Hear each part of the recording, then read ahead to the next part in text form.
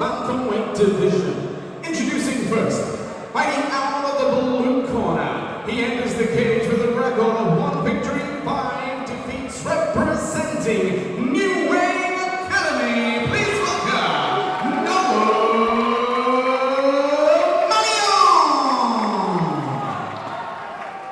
His opponent standing across the cage, fighting out of the red corner, enters with a record of 2 losses, representing Bantamweight.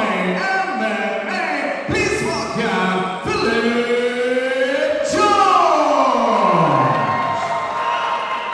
Philip George from Promai MMA in the red corner. And already George coming out with that crazy style. He loves his crazy kicks, but that has given the opportunity for Mannion to get a huge takedown, Colin. Really nice takedown, get straight on top, right up against the cage. Trying to get a crossface now so that he can throw some shots. And we can see Mannion staying very heavy from the top. He's got to be careful of the armbar attempt here from George. George is using the cage to walk around to get the angle and secure that right arm. Mannion, very experienced in the grappling game, excellent in the top position. Another way he's mixing the strikes in here to keep George busy and open up that pass. Yeah, this is it. This is what you have to do. You have to create these openings by using the strikes. That's what he has to do.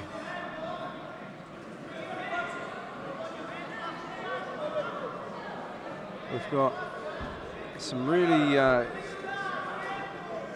tough position, really, when you're in the bottom and you can't get your hips out to that cage, because you need the cage to be able to stand up.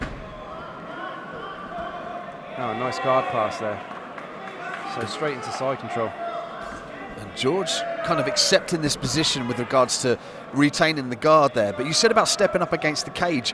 If George would plant the hand down and move his hips toward the cage and work the stand-up, he could have some success there. But he's accepting this position here on the ground, which is dangerous against a fighter such as Mannion, because he's happy to lay on top of you and pound you out. Exactly right, yeah. And he should really be looking for the underhook from the bottom and put, as you say, put the hand down, drive his hips back to the cage and use the cage. You know, in these positions, the cage is your friend. You know, you need it to be able to get up and out. But we're not seeing much of that at the moment.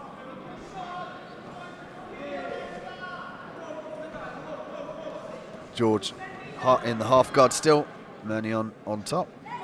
It's looking like George is working some sort of configuration there, maybe attempting a lockdown on the right leg of Mannion, preventing that pass coming through, that right knee. And there we go, George used the opportunity to stand up. Beautiful work from George. Yeah, I mean, that's great from George. I mean, despite what we said, it looked like he was waiting for his time, waiting for his moment.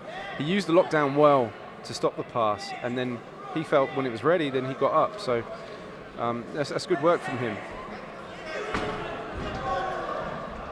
Bit of a dogfight position there. Be interesting to see the wall work that George has. Mannion now finds himself with the back against the cage. George with the head pressure. Mannion working those shots, short punches with the left arm there. But George staying very heavy with the shoulder and driving that lead leg forward to pin Mannion up against the cage. Round 2. We saw Mannion in the first round establish that top position here, and it was due to George throwing those crazy, aesthetically pleasing kicks, but they allow Mannion to get close, get his hands on George, take him down. So we're going to see George now use elusive footwork and really pick those times to throw those crazy kicks. Yeah, I mean, some really nice stuff from George there, a bit of capoeira there.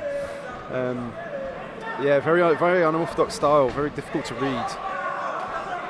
But I think Mannion, he's not messing around, he wants the takedown. He had success in the first round with the takedown, so it's a smart move to get it back there again. And Mannion again finds himself on top in this half-guard position, looking to drive his head into his opponent. But ultimately he's got to start thinking about trying to posture up and pass this guard here. And he's got to be aware of George exploding out and getting to his feet like he did in the first round. Yeah, definitely. And I will say one thing, George is very good at neutralizing any sort of ground and pound, you know, any sort of punching from this position. He's using that lockdown really well. The thing with the lockdown is if you don't know the escapes for it or how to deal with it, it can be really frustrating to get out of. You are literally locked down in that position. That being said, you know, he's on his back, you know, he's on his back and the clock is ticking away, so he needs to do a little bit more in this position. Mannion looking to pass the guard here, knee slicing through. Just got to skip that leg out and come to the side control position.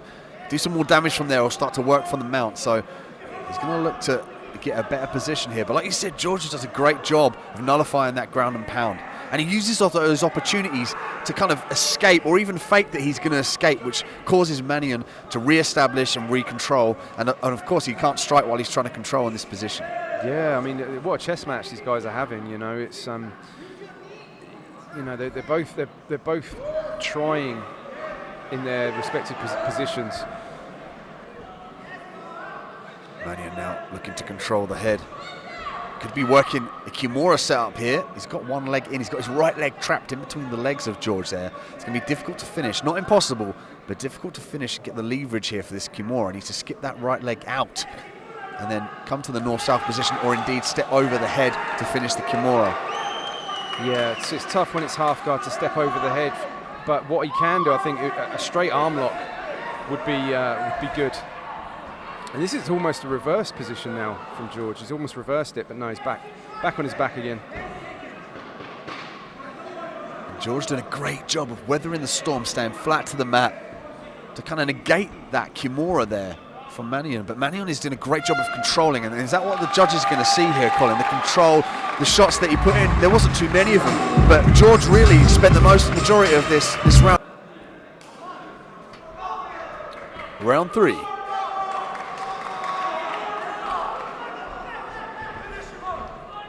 George again looking to establish that elusive footwork, and he goes for a takedown of his own.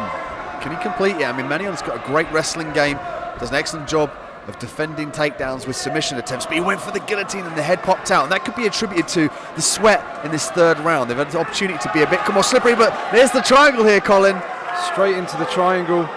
Can he get the arm across to complete the triangle? George has got to really keep his posture up here. He's got to be very careful in this position. That's it, that's what he's got to do.